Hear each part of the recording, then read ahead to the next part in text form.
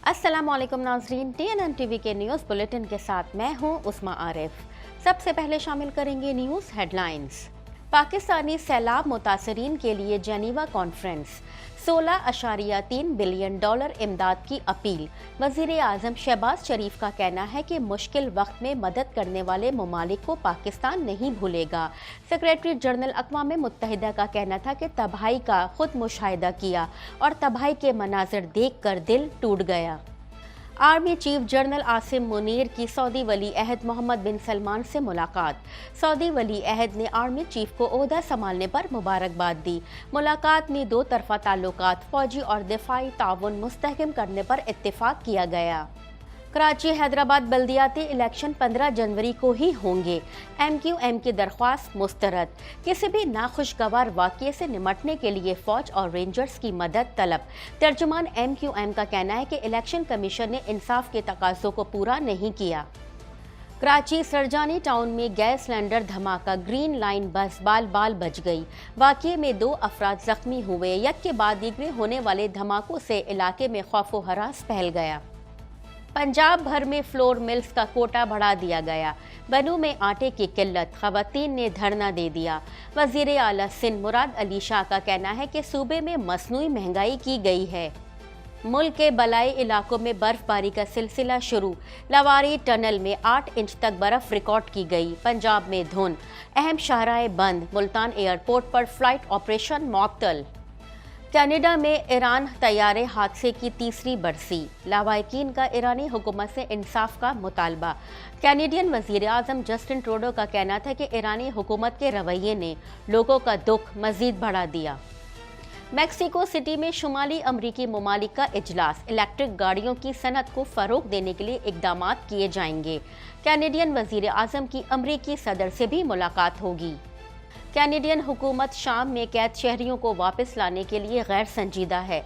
वकला का कहना है कि हुकूमत शहरियों की वापसी के लिए रुकावटें खड़ी कर रही है। हुकूमत ने शहरियों को वापस लाने के तरीक़ाकार की खिलाफ वर्जी की है। रूस का रॉकेट हमले में 600 यूक्रेनी फौजियों को हलाक करने का दावा।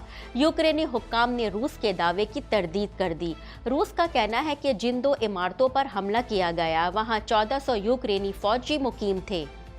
ताइवान के करीब चीन की 1 माह में दूसरी मरतबा फौजी मशकें। ताइवान के सदारती दफ्तर की जानिब से मशकों की शदीद मजम्मत। चीनी हुकाम का कहना था कि मशकों का मकसद ताइवान के इश्ताल अंगेजी कार्रवाइयों का पूरी तरह से मुकाबला करना था। हेडलाइंस आपने जानी और अब खबरें तफसील के साथ।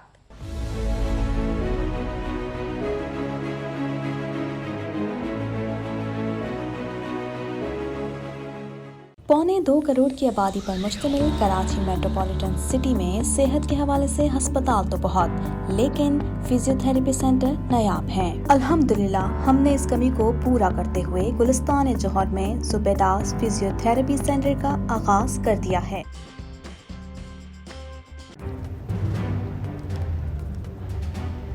Islamic Finance TV, the only TV channel of the fastest growing Islamic economy in the world and the prime mover of Islamic finance news.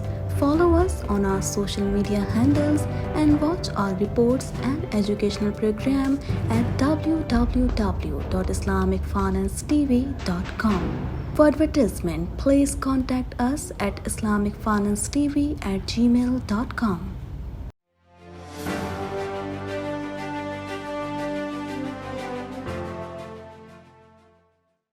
Pakistan की सरबराही में सैलाब मुतासरीन की बहाली के लिए स्विट्ज़रलैंड के शहर जेनीवा में अहम तरीन बैनुल अक़वामी कॉन्फ्रेंस जारी है।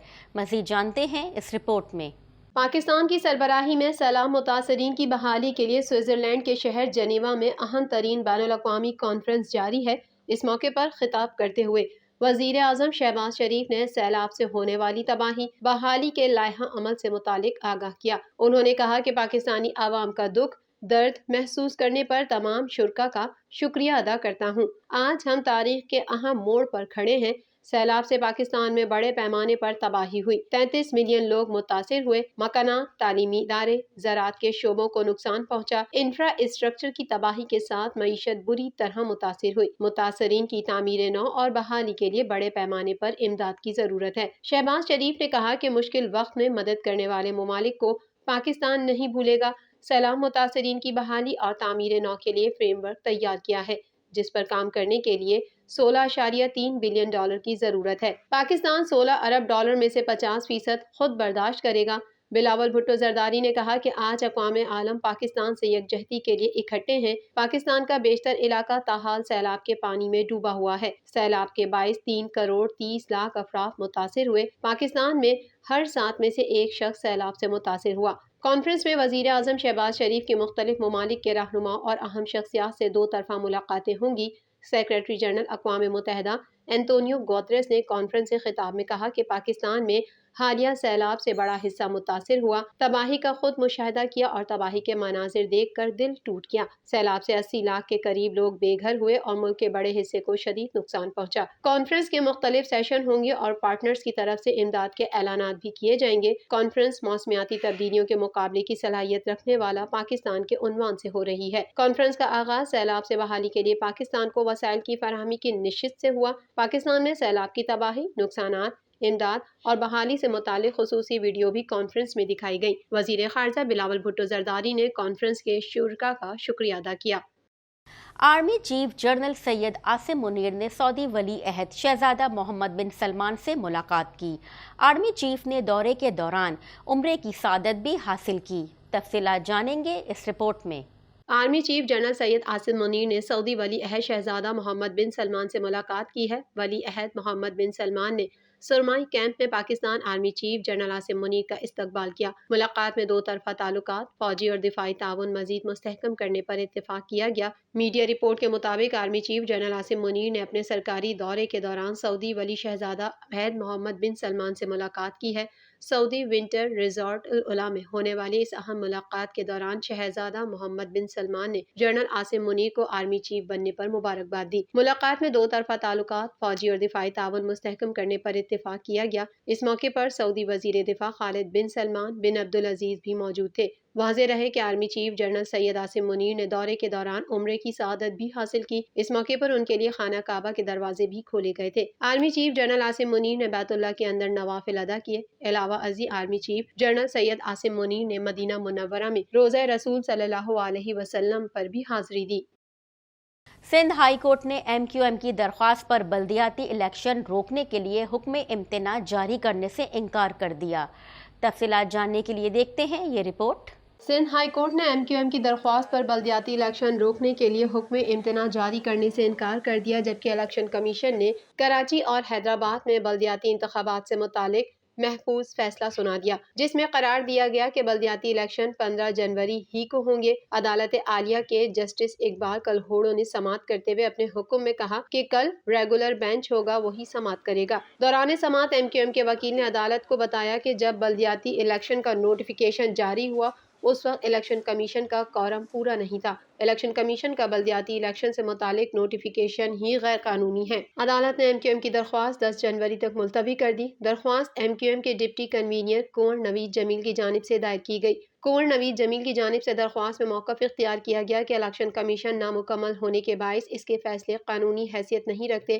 حلقہ بندیوں سے متعلق بھی الیکشن کمیشن کا نوٹیفیکیشن غیر قانونی ہے۔ جب نوٹیفیکیشن جاری ہوا اس وقت کمیشن میں پنجاب اور خیبر پختونخوا کے نمائندے نہیں تھے۔ دوسری جانب سلیکشن کمیشن کے فیصلے کے مطابق کراچی اور حیدرآباد کے بلدیاتی الیکشن پرانی ووٹر لسٹوں ہی پر ہوں گے۔ اس سلسلے میں الیکشن کمیشن نے نئی فہرستوں پر انتخابات کرانے کی ایم کیو ایم پاکستان کی درخواست مسترد کرتے ہوئے 15 جنوری کو ہی بلدیاتی انتخابات کرانے کا فیصلہ جاری کیا۔ الیکشن کمیشن نے فیصلے میں جماعت اسلامی کی بلدیاتی انتخابات 15 جنوری ہی کو کرانے کی درخواست منظور کرتے ہوئے سندھ حکومت کو انتظامات یقینی بنانے کی ہدایت کر دی۔ دریں اثنا الیکشن کمیشن کی جانب سے فیصلہ سنائے جانے کے بعد سیکریٹری داخلہ کو خط ارسال کیا گیا ہے، جس میں کہا گیا ہے کہ انتہائی حساس پولنگ اسٹیشنز پر کسی ناخوشگوار واقعے سے نمٹنے کے لیے فوج اور رینجرز کے جوانوں کو تعینات کیا جائے۔ دوسری جانب الیکشن کمیشن کے فیصلے پر ترجمان ایم کیو ایم پاکستان نے رد عمل کا اظہار کیا ہے۔ ترجمان ایم کیو ایم کا کہنا ہے کہ الیکشن کمیشن نے انصاف کے تقاضوں کو پورا نہیں کیا۔ ترجمان ایم کیو ایم کا کہنا ہے کہ غیر جانبدارانہ بلدیاتی انتخابات کا انعقاد ہی الیکشن کمیشن کی واحد ذمہ داری ہے، لیکن الیکشن کمیشن نے سندھ میں اپنی یہ ذمہ داری پوری نہیں کی۔ کراچی کے علاقے سرجانی ٹاؤن میں گیس سلنڈر دھماکہ ہوا ہے، جس کی زد میں آنے سے گرین لائن بس بال بال بچ گئی۔ دیگر احوال اس رپورٹ میں۔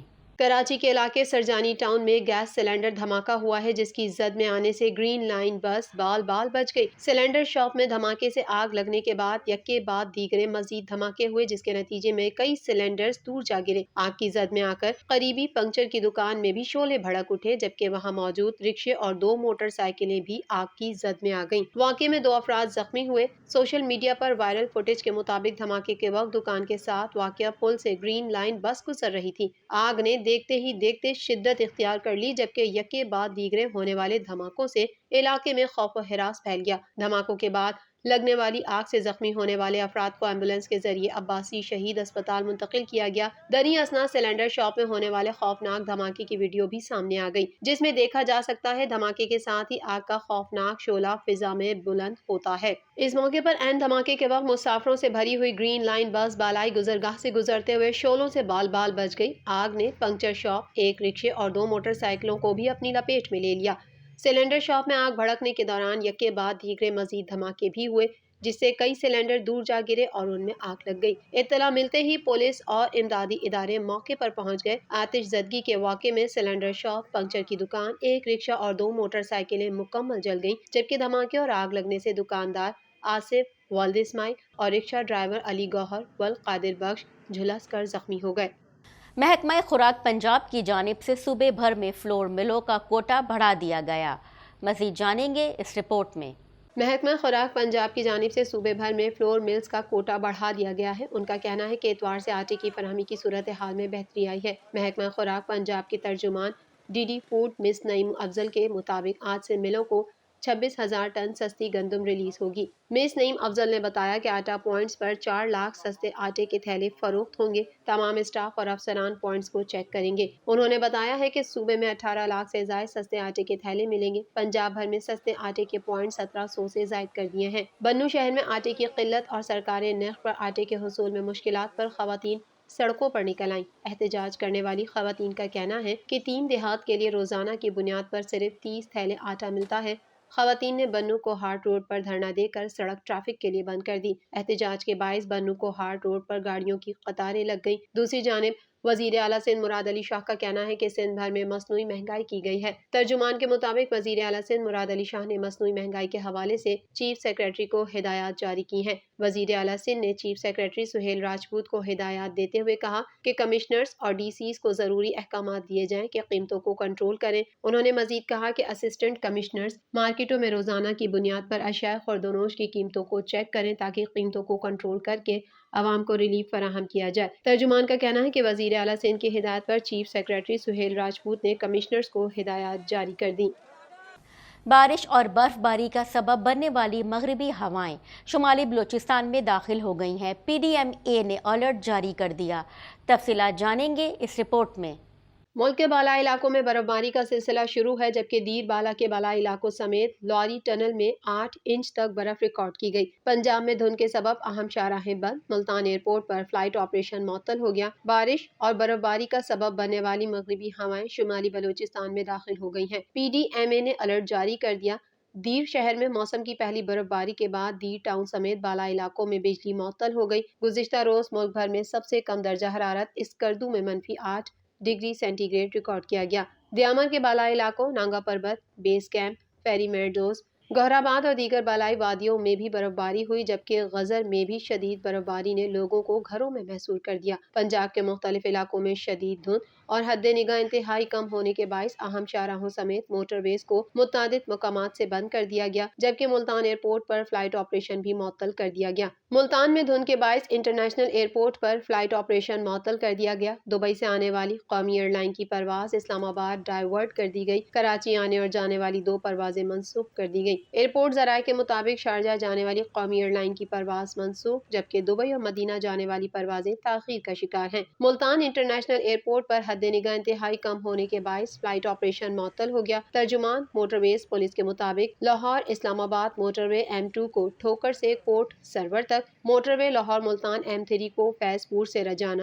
موٹر وے M5 کو شیر شاہ سے اوچھ شریف تک، جبکہ لاہور سیالکوٹ موٹر وے M11 کو شدید دھند کے باعث سفر کے لیے بند کر دیا گیا ہے۔ ترجمان کے مطابق موٹر ویز عوام کی حفاظت کے پیش نظر بند کی جاتی ہیں۔ شہری غیر ضروری سفر سے گریز کریں۔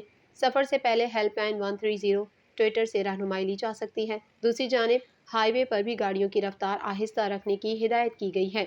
مزید خبریں بھی بلیٹن کا حصہ ہوں گی، مگر یہاں لیتے ہیں ایک بریک۔